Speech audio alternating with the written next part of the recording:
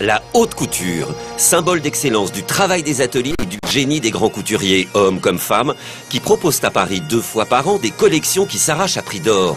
Le couturier regarde la société, en extrait ses excentricités comme ses banalités, puis son inspiration de par le monde ou simplement à côté de chez lui. Jean-Paul Gaultier adore depuis toujours la mer et ses marins. Aujourd'hui, pour l'hiver prochain, il se prend d'amour pour la Bretagne. Un hommage à la Bretagne aussi, quant à la galette, on ne dit pas la crêpe, on dit à la galette. Donc il y a des jupes en forme de galette, qui sont donc comme un rond, un disque et tout. Je trouve que c'est une collection, pour moi, assez nouvelle. Jean-Paul Gaultier réinterprète les folklores celtes et bretons, les coiffes comme les tabliers. En plus, je crois que dans toutes mes collections, j'ai bien montré que comment il y avait différents pays, différentes ethnies qui m'influençaient énormément et qui m'ont toujours inspiré. Pourquoi pas une qui fait partie de la nôtre? Non, évidemment, il y a des bigoudaines noires. Heureusement. Eh oui. Toute tenue couture intéresse au plus haut point les actrices qui se pressent au défilé. Elles les choisiront ensuite avec soin, selon leurs envies et leurs désirs. Si vous savez qui vous êtes et que vous êtes bien dans vos baskets, cela signifie que vous n'avez peur de rien.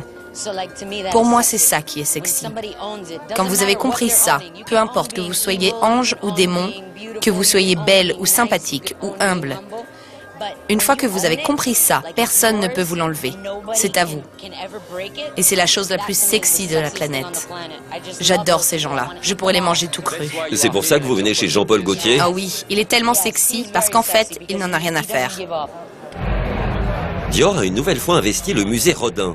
Une énigmatique construction tubulaire ornée de tableaux pointillistes a servi d'écrin aux créations de Raf Simons. Il est très très minutieux et on aime ça parce qu'au final, il y a un résultat splendide pour chaque fille. On a l'impression qu'il a pris du temps pour faire une belle création, rien que pour nous, et on se sent importante et belle. Raf Simons s'est inspiré des grands maîtres flamands, de Jérôme Bosch en particulier et de son Jardin des délices. J'ai trouvé beaucoup de contrastes dans cette œuvre. Quelque chose de très pur et en même temps quelque chose qui a à voir avec l'interdit. Quelque chose de sombre. Cela m'a vraiment fasciné quand j'ai travaillé sur la collection et cela me poursuit encore. De toute façon, c'est une question de déconstruction. Déconstruire le Christian Dior des années 50 afin de le moderniser. Ah, j'ai trouvé ça sublime. C'est vraiment magnifique, la pudeur de comme elles tenaient leur manteau comme ça. Et puis j'adore les lignes un peu victoriennes des robes au début très fluides. J'ai trouvé ça magnifique, vraiment magnifique. C'était vraiment magique, envoûtant, comme dans un musée d'art contemporain. C'était un vrai spectacle, avec des couleurs si fraîches. Et cette modernité, ce n'était pas vraiment très girly, ni très féminin. Et les coupes des manteaux, plutôt masculines, c'était magnifique. Adeline André, la plus rebelle et la plus avant-gardiste des couturiers parisiens, s'est également tournée pour son choix de couleurs vers la peinture abstraite. Quant aux silhouettes, les superpositions de transparence laissent librement l'air circuler tout autour des corps. J'ai trouvé une coupe où tout le dos s'enroule autour des manches et se fait une spirale. Quand on l'enlève, ça fait comme des espèces de grandes feuilles qui tombent.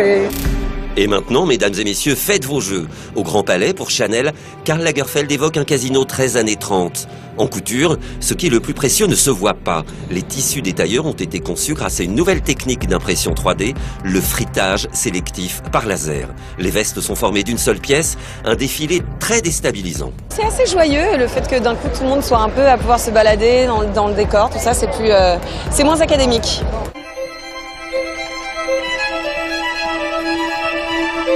Julien Fournier utilise également les techniques de recherche et impression 3D. Il a coiffé ses muses d'ailes de phénix étoilées.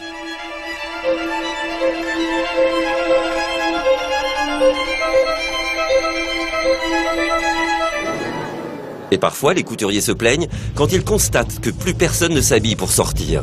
Etche reprend donc les codes des années 80, dépoussiérés et raccourcis. Court, c'est bien, parce que court, curieusement, je n'ai pas compris encore pourquoi, ça fait beaucoup plus moderne.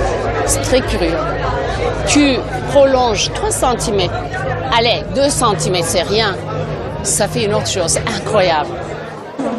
Alexandre Vauthier, lui, ne se pose pas ce type de questions existentielles. Il aurait pu n'habiller ses mannequins que des parures qu'il a conçues pour le haut joaillier Mellerio di Meller.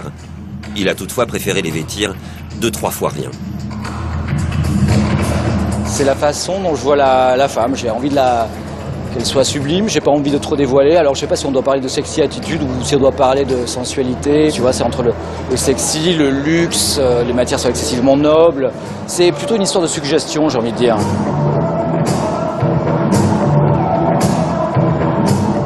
J'adore ces cours comme ça, ces asymétries, voilà, c'est Olivia Newton-John revisitée.